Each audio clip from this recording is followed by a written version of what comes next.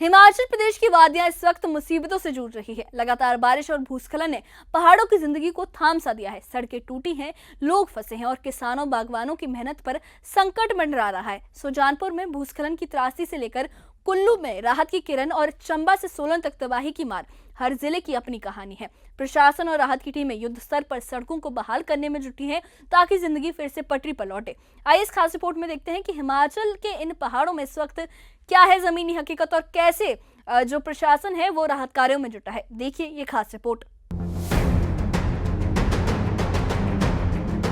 सुजानपुर के ब्यास पुल पर उस समय अफरा तफरी मच गई जब पहाड़ी से अचानक भूस्खलन हुआ।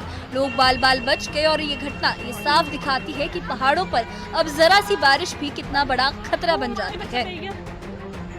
कुल्लू जिले के आनी उपमंडल से राहत की खबर है। यहाँ ज्यादातर सड़क मार्ग छोटे वाहनों के लिए खोल दिए गए हैं। किसान और बागवान अब अपने सेब और सब्जियां छोटे वाहनों में मुख्य मार्ग तक लाकर बड़े वाहनों में मंडियों तक पहुंचा रहे हैं। लोक निर्माण विभाग समय पर बहाली सुनिश्चित करने के लिए लगातार काम कर रहा है ताकि फसल खराब ना हो।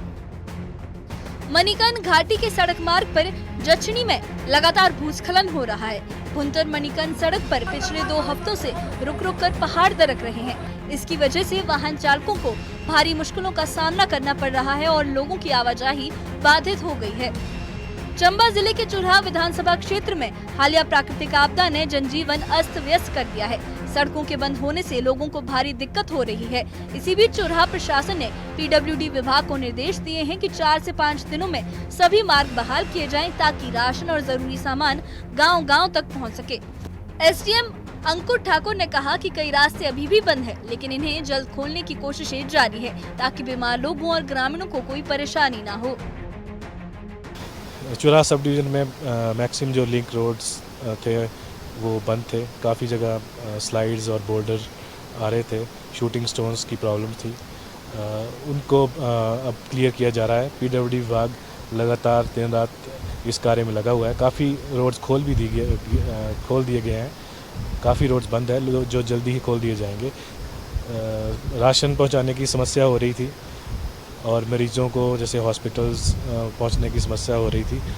तो अगर रोड्स जल्दी ही 3-4 दिन में शायद खुल जाएंगे, जिससे कि राशन वगैरह हर जो डिपो है, हर पंचायत है, वहाँ पहुँच जाएगा, जिससे लोगों को सुविधा हो। सोलन जिले में भी बारिश और भूस्खलन ने भारी नुकसान पहुंचाया है। लोक निर्माण विभाग की रिपोर्ट के मुताबिक यहाँ की सड़कों को अब तक करीब 10 करोड़ रुपए का नुकसान हुआ है। सबसे ज्यादा असर सोलन राजगढ़ रोड और सोलन मीनस रोड पर पड़ा है। विभाग के सहायक अभियंता सुरेंद्र शर्मा ने बताया कि सबसे ज्यादा क्षति इन्हीं मार्गों पर हुई है। उन्होंने कहा कि सड़क बहाली युद्ध स्तर पर जारी है और लक्ष्य है कि 1 महीने के अंदर मार्ग पूरी तरह से दुरुस्त कर दिए जाएं।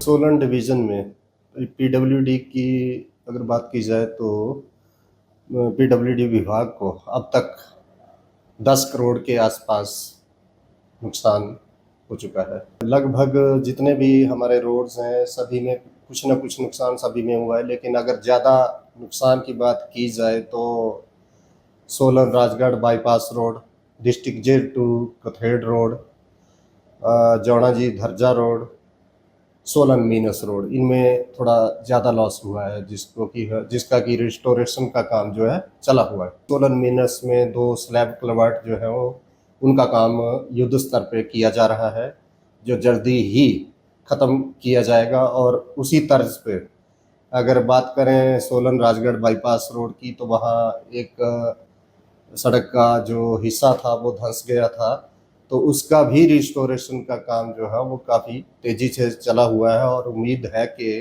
1 महीने के अंदर अंदर जो है उसको ख़त्म किया जाएगा और ट्रैफिक जो है सुचारू रूप से बहाल कर दिया जाएगा।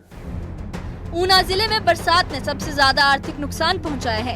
यहाँ लोक निर्माण विभाग को 190 करोड़ से ज्यादा का नुकसान झेलना पड़ा है और अब भी 15 सड़कें बंद है।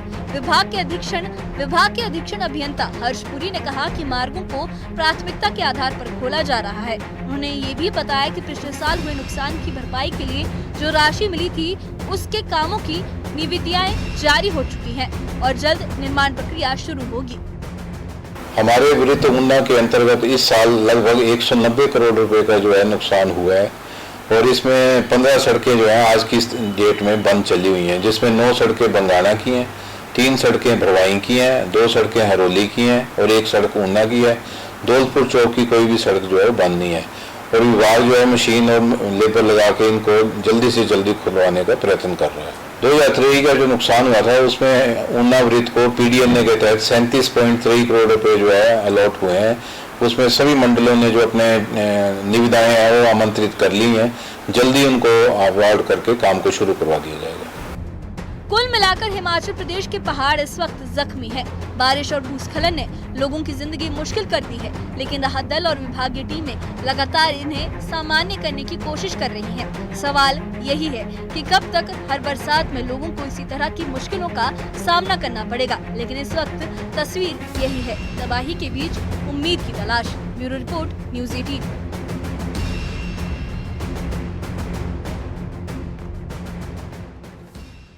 बारिश और भूस्खलन ने हिमाचल प्रदेश के पहाड़ों को जख्मी कर दिया है, लेकिन इन मुश्किलों के बीच भी लोगों के हौसले बुलंद है। कुल्लू में सेब और सब्जियां जो मंडियां हैं, सेब और सब्जियां हैं वो मंडियों तक पहुंचने लगी हैं और चंबा में राशन की राह खुल रही है और सोलन ऊना में सड़कें बहाल करने की जो जद्दोजहद है वो अभी भी जारी है। प्रशासन और लोक निर्माण विभाग की मेहनत जो है वो रंग ला रही है, लेकिन सवाल वही है, क्या हर बारिश में यही इम्तिहान दोहराया जाएगा? क्या हर बार हिमाचल का यही हाल होगा जब मानसून आएगा?